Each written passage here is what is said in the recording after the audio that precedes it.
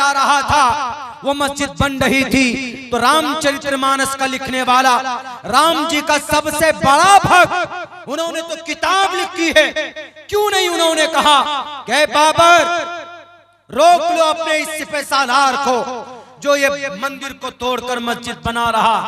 एक वर्ड भी नहीं बोला। क्यों? क्योंकि ऐसा हुआ ही नहीं था, यानी किसी मंदिर को तोड़कर मस्जिद बनाई ही नहीं गई थी। सुप्रीम कोर्ट में भी एक्सेप्ट किया था जब जजमेंट देना था कि बाबरी मस्जिद किसी मंदिर को तोड़कर नहीं बनाई गई।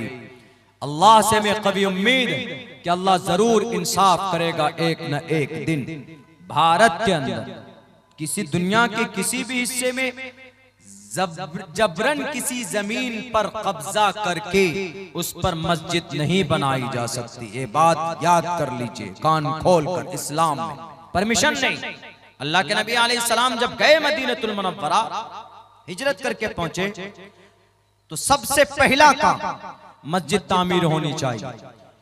एक जगह तो ये भी है, सीरत इब्न हिशाम में ये भी लिखा है कि जब मशवरा किया, जब मस्जिद के लिए जमीन ढूंढी गई, तो जो जमीन थी अभी जहां मस्जिद नबवी है, वो जमीन दो यतीम बच्चे के थे, सहल और सुहेल नाम का।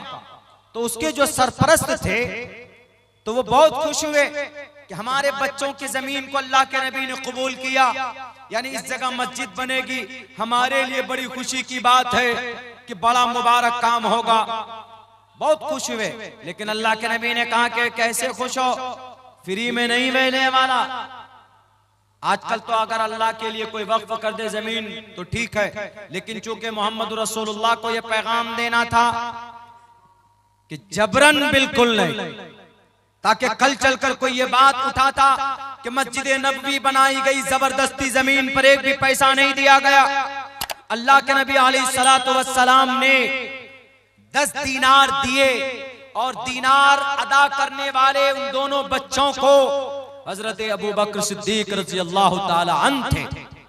उनके जरिए से 10 दीनार पैसे दिए गए जमीन के ऊपर। फिर आप अलैहिस्सलातु वस्सलाम ने खुद से तामीरी काम शुरू किया।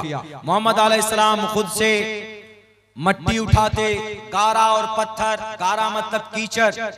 इधर तो हमारे तरफ घर नहीं बनता, लेकिन उत्तर प्रदेश चले जाएंगे तो वहां पर घर बनता है, गारे का, मट्टी और पत्थर का, ईंट का, ये सब का घर बनाते हैं वहां पे। तो आप अलैहिस्सलातु वस्सलाम ने वो जो वही रकबा मैंने कहा था कि 35 फीट चौड़ा और 30 फीट लंबा, वो जो मस्जिद नबवी बनाई गई, वो जमीन आप अलैहिस्सलातु वस्सलाम ने खरीद करके लिया, फ्री में नहीं लिया था। इससे साफ पता चलता है कि हड़प की हुई मस्जिद के जमीन पर मस्जिद नहीं बन सकती। ज्ञान रखेंगे तब ना, ज्ञान तो रखते नहीं, अनाप शनाप बात बोल देते। ये हमारे नबी के बारे में, आप अलैहिस्सलातु वस्सलाम के बारे में अभी क्या बात चल रही है। ये महाराष्ट्र के एक रामगिरी महाराज, उन्होंने कहा कि मोहम्मद अलैहिस्सलाम तो अलायाज़ु बिल्लाह, जब तुम्हारे मोहम्मद अलैहिस्सलाम ऐसे हैं तो तुम मुसलमान कैसे हो गए। उन्होंने जिक्र किया, अभी बर्निंग इशू बना हुआ है महाराष्ट्र के अंदर। रामगिरी महाराज ने कहा कि जब तुम्हारे नबी एक छोटी सी बच्ची से, 6 साल की बच्ची से 50 साल की उम्र है मोहम्मद अलैहिस्सलाम की, जनाब मोहम्मद रसूलुल्लाह की 50 साल की उम्र का शख्स 6 साल की बच्ची छोटी, उससे विवाह कर रहा है, निकाह कर रहा है। जब तुम्हारे लीडर ऐसे जालिम, तो तुम मुसलमान कैसे हो गए। ये उन्होंने भाषण दिया। अभी 1-2 महीना पहले की बात है, जिनके अरेस्टिंग के लिए इम्तियाज जलील साहब जो मजलिस इत्तेहादुल मुस्लिमीन के MP थे, तो वो 17,000 गाड़ी लेकर गए प्रोटेस्ट में कि उनको पकड़ो। फिर पता है क्या हुआ, इसी पर नहीं बस हुआ, अगर मैं मंच से कुछ बोल दूं, कोई टोपी दाढ़ी वाला 1-2 बात इधर उधर की बोल दे तो फौरन जेल। हुआ है, हमारे उलमा गए हैं, हमारे डॉक्टर्स गए, हमारे प्रोफेसर लोग गए, वो रामगिरी महाराज ने इतना बड़ा भाषण दिया तो सीएम क्या कहता है, सीएम महाराष्ट्र का, वहां का सीएम ये कहता है, जो लोग सोशल मीडिया में देखे होंगे उनको तो पता है, जो लोग सोशल मीडिया आप लोग नहीं है तो आप लोगों को बता रहा हूं, उन्होंने ये कहा, सीएम ने ये कहा कि हमारे धर्म गुरु को कोई हाथ नहीं लगा सकता है। ये स्टेटमेंट था उनका, सीएम का। अरे तुम्हारा धर्म गुरु है ही नहीं, वो तुम्हारा जाहिल गुरु है, इसलिए कि उस गुरु को नॉलेज ही नहीं। जब उससे इंटरव्यू लिया गया, उससे कहा गया कि जरा आप बताइए गुरुजी, आपने इतनी बड़ी बात कैसे कह दी, इतनी गलत बात। तो पता गुरुजी ने क्या कहा, गुरुजी ने कहा कि नहीं, मैंने गलत बात नहीं कही, मैंने वो बात कही जो मुसलमानों की किताब में है, उनकी हदीस की किताब में है, उनकी सीरत की किताब में है, उनकी हिस्ट्री की किताब में है। ये बात बिल्कुल सही है, बात तो सही कही, लेकिन उसको गलत माने में लेकर बोला, गलत माने में लेकर बोला। क्या आप अलैहिस्सलाम ने 6 साल की उम्र में अम्मा आयशा से निकाह किया है और 9 साल की उम्र में आपकी रुखसती हुई अम्मा आयशा को बीवी बनाकर लेकर गए? ये है, मोतबर रिवायात में यही है। लेकिन आप अलैहिस्सलाम की उम्र 50 साल है, बीवी 9 साल की। हाउ इज इट पॉसिबल, कैसे मुमकिन हो गया? तो उनको एतराज इसी बात पे है। तो हमने उनको कहा, जवाब दिया सोशल मीडिया के प्लेटफॉर्म से, हमने कहा कि वो गुरुजी धार्मिक गुरुजी नहीं है, वो नफरती गुरु है। जो आदमी धार्मिक होगा, जो आदमी नॉलेजफुल होगा, जिस आदमी को ज्ञान होगा, वो कभी भी किसी की धर्म की बात को लेकर उसको जलील और रुस्वा नहीं करेगा। उसको अगर समझाएगा भी तो मुहज्जब अंदाज में, मुस्बत अंदाज में। लेकिन यही बात उनकी किताब में अगर हो तो हमने कहा कि हमारे नबी के ऊपर थूकने से पहले गुरुजी अपनी किताब में देख लीजिए, आपकी किताब में भी है, त्रिशदशो दशवर्षा भार्गो विंदेन नग्निकाम एकविंशति वर्षा वा सप्रा वर्षा वाप्नुयात। 30 बरस का मर्द 10 वर्षा 10 वर्ष की लड़की से विवाह कर सकता है, ऐसी लड़की से जिसको हैज का खून ना आया हो, यानी उसको माहवारी ना आई हो। और भी नीचे आइए, नीचे वाले लाइन में लिखा है एकविंशति, एकविंशति 21 को बोलते, एका दशा 11 को बोलते, द्विदशा 12 को, त्रियोदशा 13 को, चतुर्दशा 14 को, पंचादशा 15 को, षोडशा 16 को, सप्तादशा 17 को, अष्टोदशा 18 को, नवदशा 19 को और विंशति 20 को। इसी विंशति 20 के साथ एक लगाइए, संस्कृत में एक को एका, एक को एकम बोलते, एकादशा, एक विंशति, एक त्रियोशति, एक चतुर्शति, एक पंचाशति, 51, ऐसे जाएगा। ये संस्कृत के गिनती है, ऐसी गिनते संस्कृत में। एकविंशति वर्षा 21 बरस का मर्द लड़का, वासप्रा 7 साल की बच्ची से विवाह कर सकता है। कहां लिखा है? महाभारत का यह मंत्र है, महाभारत में लिखा। आपको अगर नबी की जात पर एतराज है कि 6 साल की उम्र की बच्ची से विवाह कैसे किया, 9 साल की उम्र की रुखसती में बीवी बनाए, तो महाभारत के इस मंत्र में भी होना चाहिए। यहां पर भी तो वही बात है ना कि त्रिशदशो 30 बरस का मर्द, 10 वर्षा 10 साल की बच्ची भी तो नाबालिग होती है ना। भारत के अंदर में बच्ची कब बालिग होती? लड़की इस्लाम की नजर में 12 साल की उम्र में, भारत के कानून में 18 साल की उम्र में। लड़का कब बालिग होता है? 14 साल की उम्र के बाद, इस्लाम की नजर में, शरीयत में। लेकिन भारत के संविधान में 21 साल के बाद। लेकिन आजकल का लड़का तो 10 साल में बालिग हो जाता है। मोबाइल लेके, मोबाइल देख करके वो टाइम से पहले बालिग हो जाते हैं, उल्टी सीधी हरकतें करते हैं। फिर शादी उसके माँ बाप करा के नहीं देते तो चुपचाप अपनी सेटिंग को लेकर भाग जाते और जाकर किसी कोर्ट में शादी कर लेते। माँ बाप कहाँ जी पता नहीं, माँ बाप से भी बगावत कर कर जाके शादी कर लेते। और समाज की बेटियां भी ऐसी कर रही, हमारी समाज की लड़कियां, इस ताल्लुक से बहुत बातें होती भी आ रही हैं और लोग करते।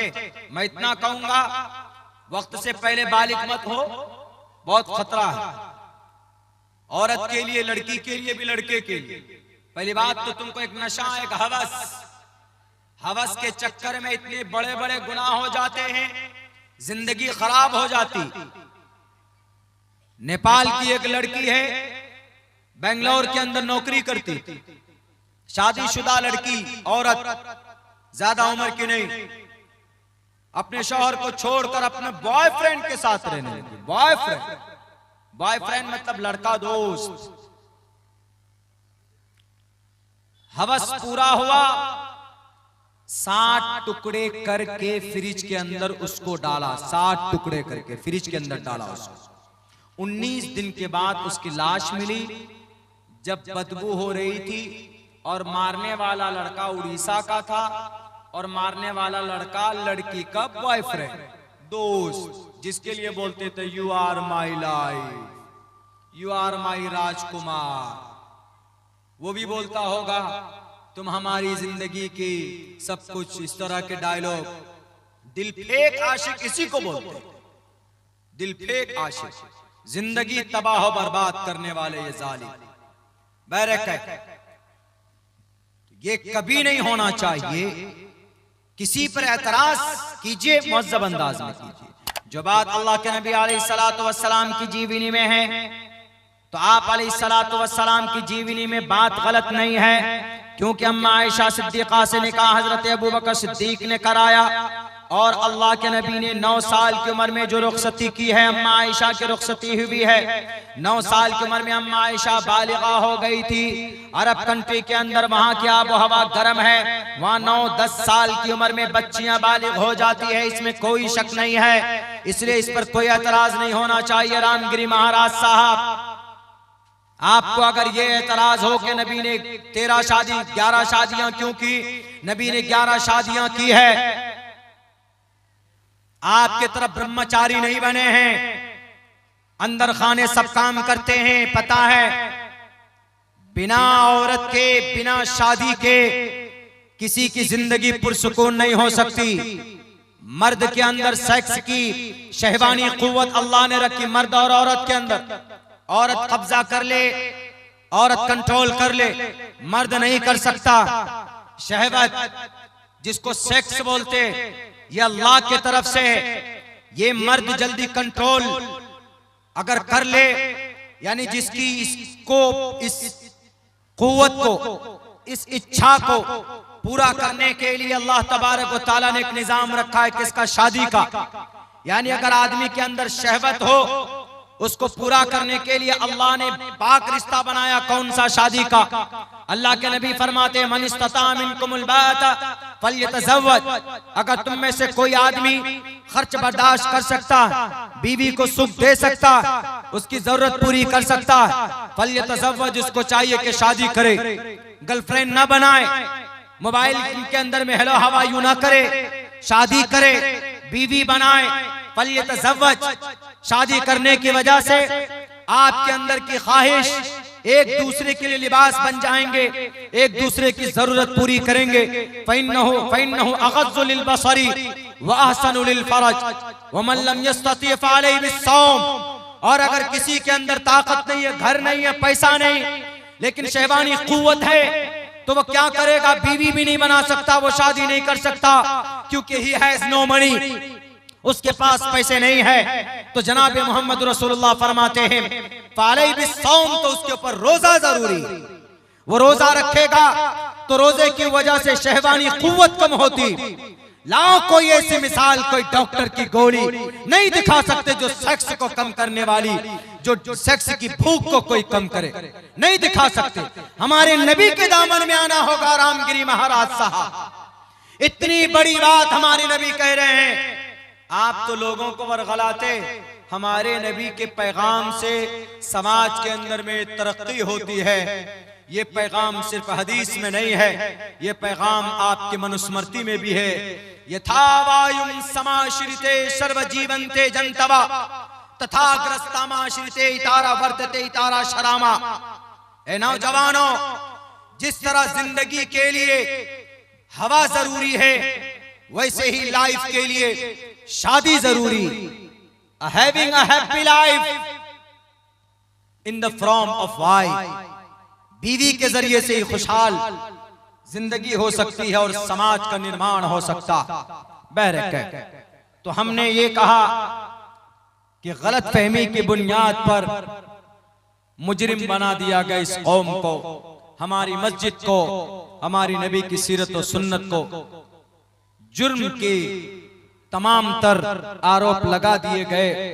वक्त चूके अभी कुछ दिनों पहले जो मुझे चोट लगी है, उसकी वजह से ज्यादा देर तक नहीं बैठ सकते, गर्दन में दर्द होती है। मैं गुजारिश करूंगा कि अगले जो वक्ता हैं आप उनको बुलाइए, उनके आने तक जब तक मैं बोलता हूँ थोड़ी देर और उनके आने तक मैं बात करता हूँ, क्योंकि मेरी गर्दन के अंदर में थोड़ी प्रॉब्लम। तो मेरे भाइयों, आज हमारी ही यकीनन आमाल बद का नतीजा है कि आज फलस्तीन के अंदर, गज़ा के अंदर, अभी तो लबनान के अंदर, अभी कुछ दिनों से ईरान के अंदर हमले हो रहे हैं। हमारा रिश्ता मस्जिद से मजबूत नहीं हो रहा, हमारा रिश्ता अल्लाह से करीब नहीं हो रहा। आखिर क्या वजह है कि हम कलमा पढ़ते हैं, हम नमाज भी पढ़ते हैं, लेकिन हमारी नमाजों के अंदर इतनी कुव्वत नहीं होती कि जिससे हम अपनी जरूरत अल्लाह के सामने पेश करें तो अल्लाह तबारक व तआला हमारी उस परेशानी का समाधान करे। आज हम नमाज पढ़ते, मस्जिद में जाते, लेकिन नमाज जिस सिफत के साथ होनी चाहिए, क्या उस सिफत के साथ नमाज होती? अल्लाह का कुरान तो साफ लफ्जों में कहता है, इन्नस्सलात तन्हा अनिल फ़ाहशाइ वल मुनकर, बेशक नमाज बेहयाई बुरी बातों से रोकती है। लेकिन जब हम मस्जिद में देखते हैं कि मस्जिद में जो नमाजी हैं नमाज पढ़ कर आते हैं तो गाली वही बोलते, वही दूसरे की चुगलखोरी करते, वही दूसरे की गीबत करते, बेईमानी वही करते। आखिर क्या वजह है कि नमाज हमको सही हालत पर नहीं ला रही? तो इससे साफ पता चलता है कि अल्लाह का कुरान सही है, हमारी नमाज में कमी।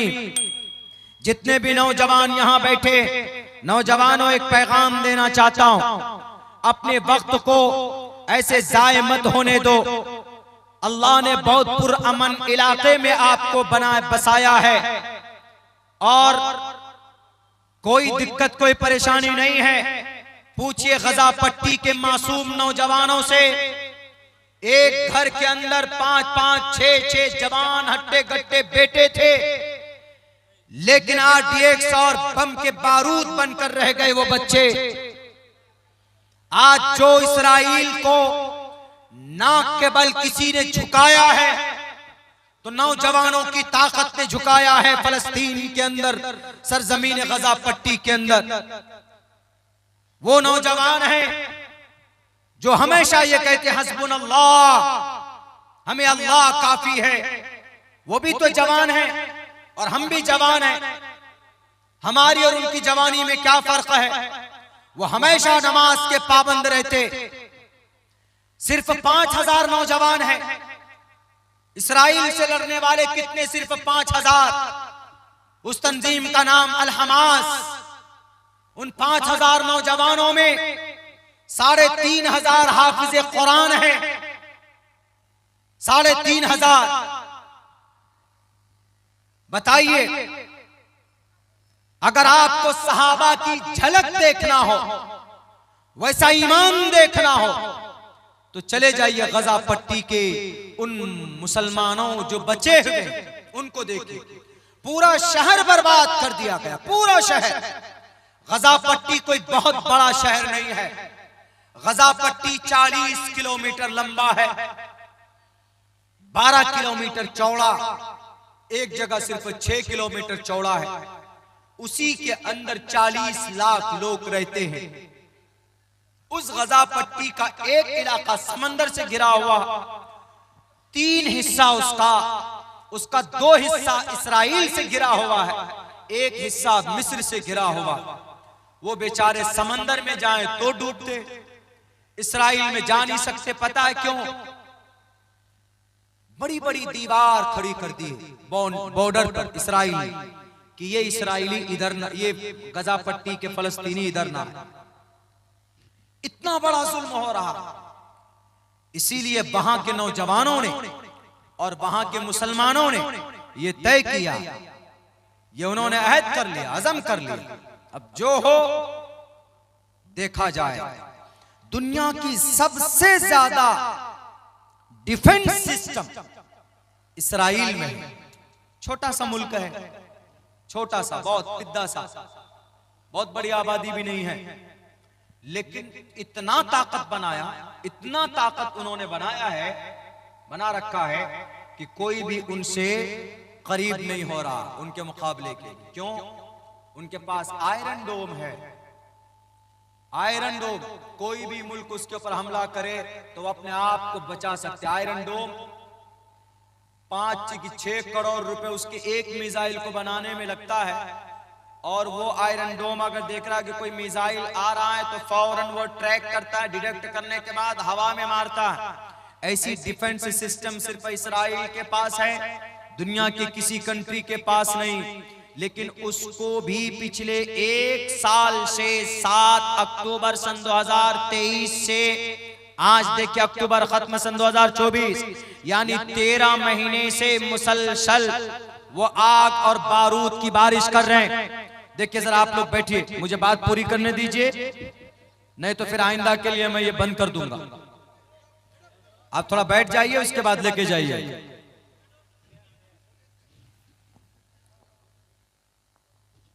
इसीलिए मैं कहता हूं कि नौजवानों, ये वक्त है, कीमती वक्त है आपके लिए। अल्लाह के रास्ते के लिए अपना कीमती वक्त लगाइए। कुछ नहीं कर सकते तो नमाज पाबंदी से पढ़िए। कुरान नहीं पढ़ना जानते हैं तो कुरान सीखने जाइए। 38,000 हाफिज कुरान बने पिछले 1 साल में। कहां? गजा पट्टी में 38,000 हाफिज कुरान, यानी बम बारूद की बरसात में। आ गए? कोई आ गया? हाँ, बस अपनी बात 2 मिनट में करते। 38,000 हाफिज कुरान। यहाँ हम मदरसे में बैठकर नहीं बना पाते, हमारे बच्चे नहीं बन पाते, वहां कैंपों में 38,000 बच्चे हाफिज कुरान बने। इसीलिए नौजवानों, अगर आप सुधर जाओ तो समाज सुधर जाए, माशरा सुधर जाए। बहुत बहुत शुक्रिया।